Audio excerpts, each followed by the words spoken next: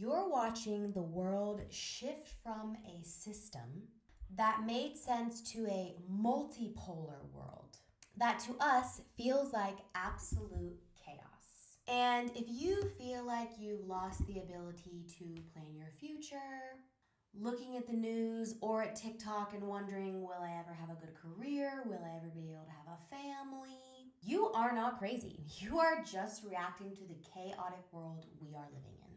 But here is the hard truth, which is that reaction is not power. You don't prepare for the future over panicking about every headline. You prepare for the future by becoming capable. So welcome back to today's episode on Get In, You Are Driving.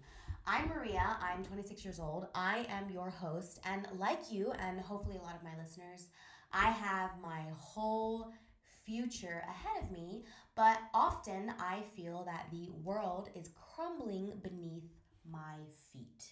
Now, we are living in a time where there is a collapse of shared rules, and when the top falls apart, we feel it first at the very bottom, which is in our bank accounts and in our fundamental sense of security.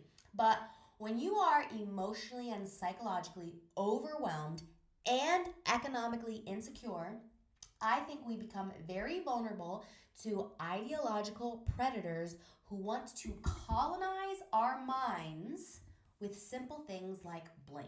Now, today I really want to help you stop the spiral and move with your life with more intention, because we're moving from emotional overwhelm to calm, self-led action without bypassing the realities of 2026, because they are very real. Now, the real problem isn't that the world's falling apart. Life is always going to be unstable. The real problem is that you have outsourced your belief in the future to whoever is shouting the loudest.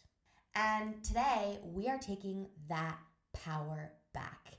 This episode was very much so inspired by what I feel like the last few years have felt like of being a young adult, and so many people that are older than me, coming to me and saying, I don't know what future you guys have. Well, you guys have it so hard. Again, not 1 ounce of encouragement, only negativity, only don't do this, don't move there, where will you get money? Well, who will you find to be with? All these things, and it really started to affect my internal state in such a deep, problematic way.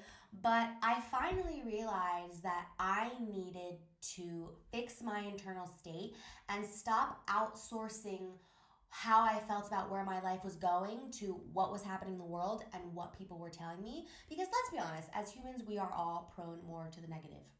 And what I want to do is I want to share with you my thoughts on this very topic, and I want to encourage you, because there's always so many opportunities out there, always so many good things, and you do not need to be pessimistic. And honestly, I think an episode that I want to do soon is about positivity and why it's one of the best things that can help us move forward and how it's not naive.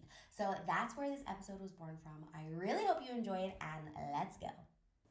All right, so I want to talk about the shift that's literally going on in the world and the loss of bandwidth that we all feel, and kind of the why behind the chaos right now. Please take all this with a grain of salt. I am no expert. This has just come from media I have consumed, how I think about it, what I believe, and what makes sense to me.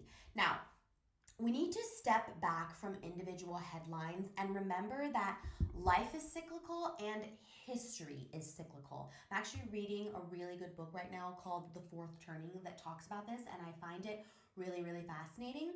And I just want you to keep in mind, though, cyclical, right? Everyone thinks right now, oh, but it's never been this bad. It's so terrible.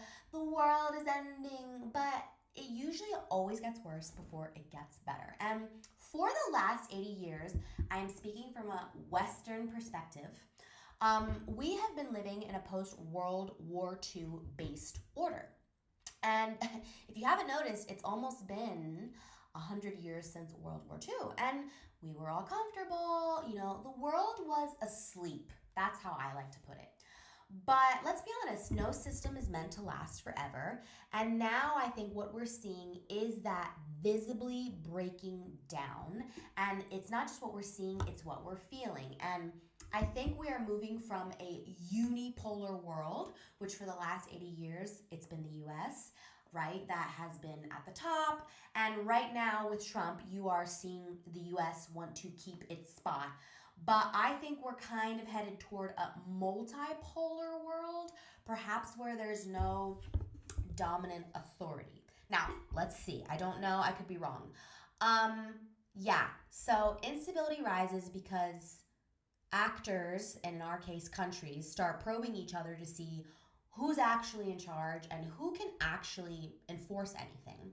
And right now, we are very much so seeing this tension between the US and Europe, where hesitation from one side invites bold action from the other. And again, I think one of the best depictions is how Europeans right now feel toward the US and feel towards Russia. There was actually a really interesting carnival of floats in Dusseldorf, Germany. It was called the Rose Carnival, where they depicted Trump and the Ukraine war. And it was basically floats that were political cartoons of what's happening. And I must say, I always find art and things like this to be so powerful in these times, right? Like these cartoons and things, because they really tell you like what's going on and how countries feel about each other. And at the end of the day, how a country feels about each other is how you feel about your friend. Like it really is all that simple. It's just that it's a mass of people, right? It's not just one person, but if you just look at it from a very simple lens, it's like, well, how does France feel about Italy? How does the US feel about Spain, right? Like that's really what it is. And right now, tension is high. Now, maybe you're thinking, what do you mean by this whole multipolar world thing? What does that have to do with me getting a job or buying a house or getting married? Well, the truth is, when shared rules collapse, and right now, shared rules and how we see the world and how we should move forward is not something our leaders are agreeing upon. And when this happens, I think people feel it first at the bottom. It shows up in your finances and essentially in your sense of security and your ability to plan a future. I do not think I know one person right now that feels truly secure about where their country is going, let alone the world. And in the West, this is statistical, we are effectively poorer per capita than we were 20 years ago. We are the first generation in the US to be making less and have it worse off than our parents. So growth has stalled. As we all know, rent is unaffordable. Most of us are still doing roomies. And yeah, it feels like to breathe is the most expensive thing ever. And the thing is that this is not just a political problem. This is a huge psychological problem. And when you are losing, as an individual, economic stability, you're not just losing money, you are losing a crap ton of psychological bandwidth. And let's be honest, when we're cranky, when we're scared, when we don't have this psychological bandwidth, we stop thinking about our 10-year goals and we start obsessing over our survival, over who are the villains in our life, over who can we blame for how my life is going to crap, right? You go into just this mode of survival and you're hyper stressed and you feel like there's less to live for. And right, why do I want to get this job? Why do I want to have these kids? Why do I want to do all these things? And essentially you are vulnerable. And when your bandwidth is gone, this is just what happens. And uncertainty is unbearable without some type of framework to interpret it. So if you don't have your own worldview, if you don't have a strong internal state, you are absolutely going to be outsourcing your beliefs to whoever is shouting the loudest. And let's be honest, to whoever is probably stroking your ego, because this is what humans do when things get unstable, like, or when we're unhappy with our lives. Who is there to blame? Who can we blame? It usually starts out with the people closest to us, then it goes to our country, maybe it goes to ourselves if we're a bit reflective, and then a lot of time, ultimately, people raise their fist up at God because we have to blame something, right? We get morally fired up, and this is now making people post all these right things, post all these angry TikToks, and even finding community in this shared outrage. And essentially, all this shared outrage is making us be binary thinkers and tribalism.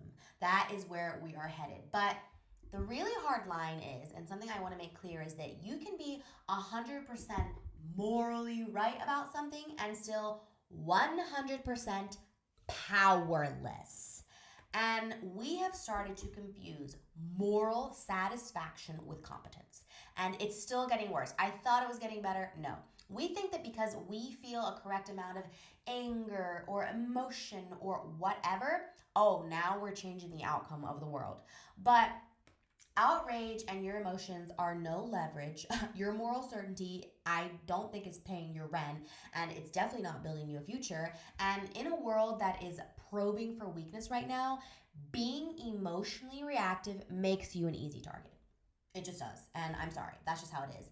And when you spend all your energy reacting to this global chaos, being on the news, scrolling on TikTok, listening to all these outrage takes and commenting, you're just losing more psychological bandwidth. And you become so consumed by how things make you feel that you stop looking at the consequences of your own actions. I'm going to repeat that. You become so consumed about how everything is making you feel that you stop looking at the consequences of your own actions. And I think that this is where ideological predators and ideology gets a lovely little space in your heart, because it's going to colonize your weak mind, your weak psychological bandwidth.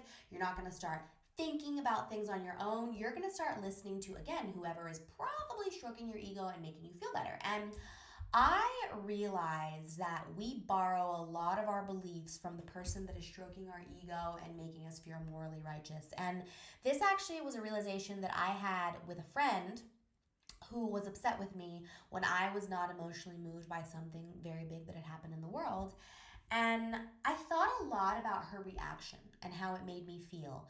And what it really made me feel was I was upset at first, but I realized that all the right emotions, according to her or whatever she thought, the anger, the moral certainty, the sadness that I was supposed to have felt, wasn't going to change anything, wasn't going to help this big situation. Like, nothing moved forward. And I realized that the only thing that I had control over was myself. Not the president, not who's bombing who, nothing. Like, it's just how I act. It's just my agency. And you have to stop waiting for the world to care about how you feel. Because I'm going to be quite frankly, no one cares. And you need to start becoming somebody the world can reckon with, because that's when you're going to be taken seriously. And to do that, to me, you remain agentic by becoming somebody the world can reckon with. And again, that all starts with you and your internal state. Now, Gandhi said some very famous words that you probably have heard before, which was, be the change you wish to see in the world. But this is not some slogan, but this is a deep strategic truth. If you want less chaos, you don't start by demanding it from a broken system and pointing fingers at everybody else for ruining your life. You start by strengthening the part of the world you actually have influence over, which is one, yourself, and then the people in your orbit of circle, and then your community. And that part is your own life. So if you truly want more power and less reactivity that's getting you nowhere, and if you want to actually improve the world and not just feel morally right about it, then something has to change at the individual level. Which raises the real question of, how do we stop reacting emotionally to instability and start translating clarity into action? And that's what we're going to do in our next section. These are my 4 steps to how you move through the world and not fall apart. And I think this is how we do it, in my humble opinion. But as I always say, be your own thinker. Take everything I say for a grain of salt. Think about it for yourself. But I have learned that with everything that's going on right now, this is what helps me. So the first one is, you have got to stop prioritizing what feels good over what works. We have become conditioned to get our feelings hurt so easily. Instead of just confronting reality, and many people today have replaced outcomes with emotions and truth with comfort. I'm going to say it again. Many people today have replaced outcomes with emotions and truth with comfort. But the people who actually move forward are the ones who I think can be brutally honest with themselves, even when it costs them. Because, yeah, truth is going to cost you, it's going to expose you. Ask yourself, if I say this dream or this goal matters to me, why isn't it showing up in my behavior? And here's a quick example of this. Let's say you want to open an art gallery. Let's say that's your dream. You love art, you talk about it all the time, but you do absolutely nothing to make it happen. Well, then that's talk with no walk. And who does this hurt? You. And when you're brutally honest with yourself, you would need to ask yourself, if I say this matters so much to me, why isn't it showing up in my behavior? Why am I not moving forward toward it at all?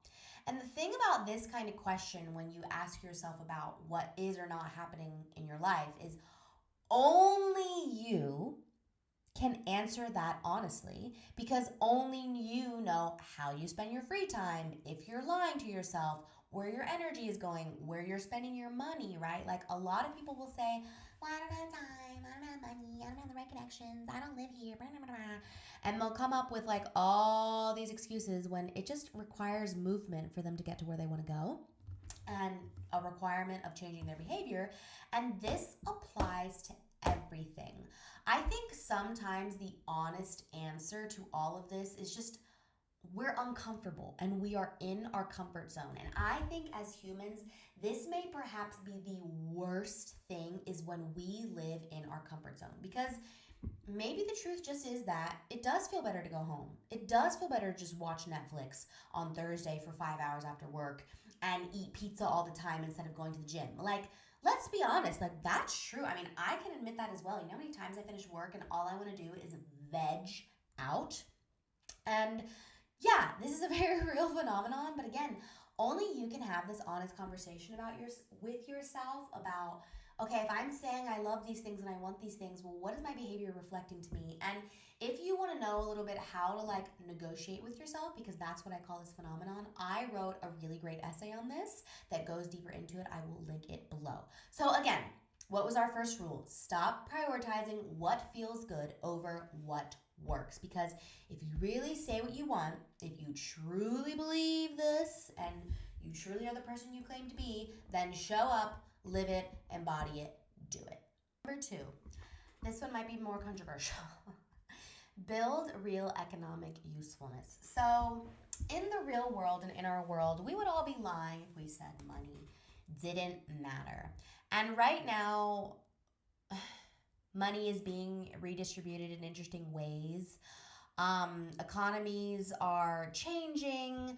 A lot is just changing with how money is flowing. And a lot of people are very worried about their state of jobs, their AI, taking over, automation, all of it. And honestly, I'm currently unemployed. So this is a huge problem for me as well. And I'm unemployed, making no money off of my social media, pouring a lot of my time and energy into my social media and still not making money off of it, but believing that it's still the right thing for me. And I just want to say this anxiety about AI, where the future of jobs is going, is very understandable. I never want to make anybody feel their feelings are not valid, but I do want to make sure your feelings are truthful. So my advice here is, and what I'm telling myself and trying to literally figure out as we speak, is get ridiculously good at something. And if you have not realized something about yourself yet, is that you have a gift. Everybody is naturally good at something that somebody else is not. And it's just something that doesn't cost you anything to do. For some people, they're amazing at numbers. Some people are extremely organized. Some people are extremely intuitive. And you really, I think, need to lean into what it is that comes naturally to you, because that's your authentic value. And in the marketplace of money, you transact value for money. And I heard Reese Witherspoon say an amazing quote, which was, don't follow your dreams, follow your talents, because that's what's actually going to work out for you. And of course, in that moment, I was like, pop off Elle Woods. But I was really thinking, how true? Because let's be honest, sometimes you have dreams and you really want something, but maybe you're not naturally talented in that. I had a fashion account where I was posting consistently, thinking about content strategy, like really giving it my best. It was fashion. And it didn't grow at all in 2 years. And I had to have an honest conversation with myself of, okay, I really love fashion, but it doesn't actually seem to be going anywhere. Maybe I need to pivot. And while I am good at fashion, I think that I've slowly been able to realize what it is that I'm actually much better at and what it is I can offer to the world, my value, and them give me money back. But we are still in the process of that. So I would really urge you, think about what it is you're good at, what it is that comes naturally to you, and figure out how to make that monetizable. And again, if you don't know what your gift is, that's okay. I think you find this a lot through trial and error. Maybe you think you like coffee culture. Well, then go work at a coffee shop. Maybe you think you like podcasting. Okay, sit down and record an episode. Maybe you think you like working in a hospital. Go work for a hospital. Shadow someone. Like, sometimes I think the world and our system of like college and our rigidity of giving one person the identity of a lawyer their whole life and never being able to pivot.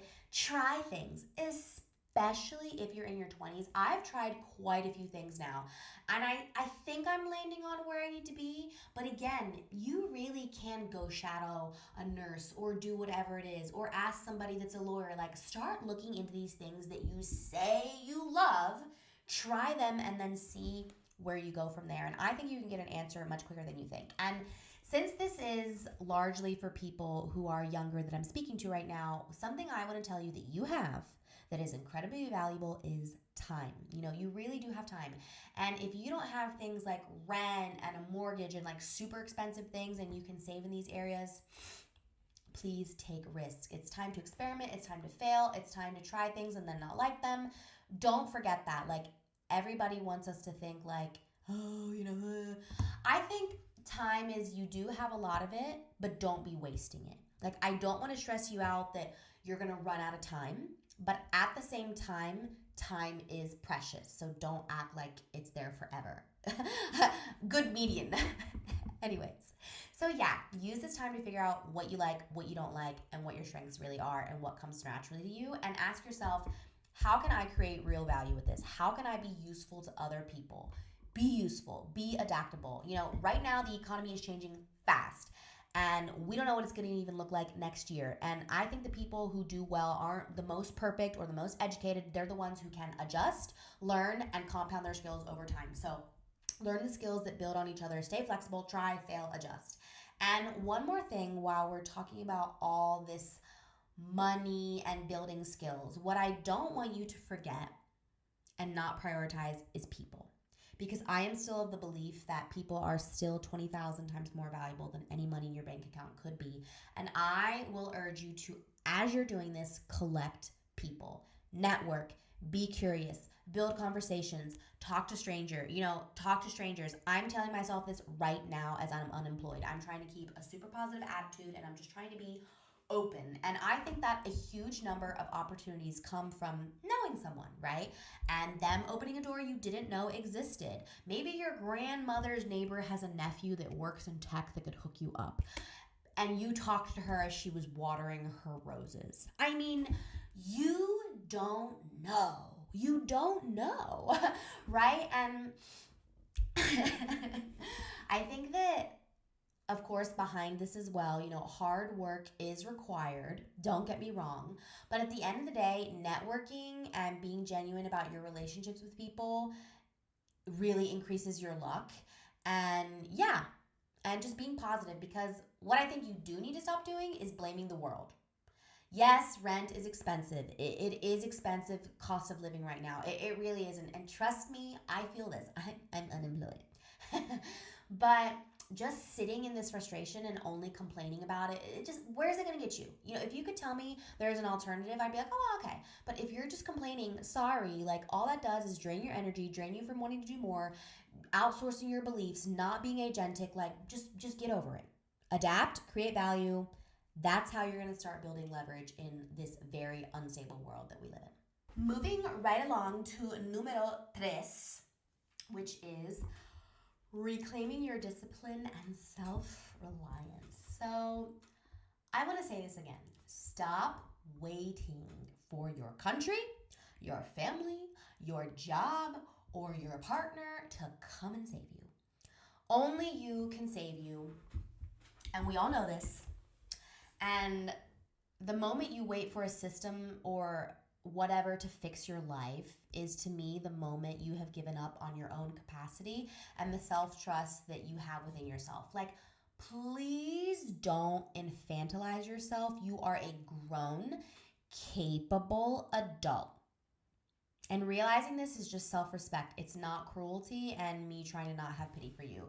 You know, a lot of people are so angry about the state of the world. Like, so angry. And at some level, I really think what that shows is that people are upset that they're not being taken care of.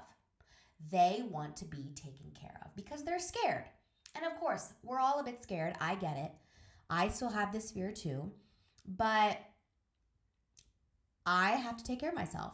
So ask yourself honestly, why is it the world's responsibility to take care of you? Why is it your country's job or your family's or your partner's? Again, you are a grown, capable adult. Don't outsource your responsibility. Don't wait for a system to save you. And this is just true self-respect, because if you want your life to change and if you are serious about that change, you need to build systems that move you toward what you want financially, emotionally, spiritually, relationally, socially. Every year, I sit down at the end of the year and I think about what my recurring emotional states have been. And I think to myself, what keeps showing up? What's bothering me the most about my life right now? What keeps hurting me?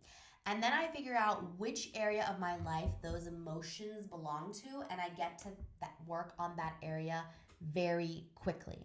And what I've realized every year, because I've done that for 2 years now, is that I'm really tired of my own excuses, and a lot of my recurring emotional states were fears.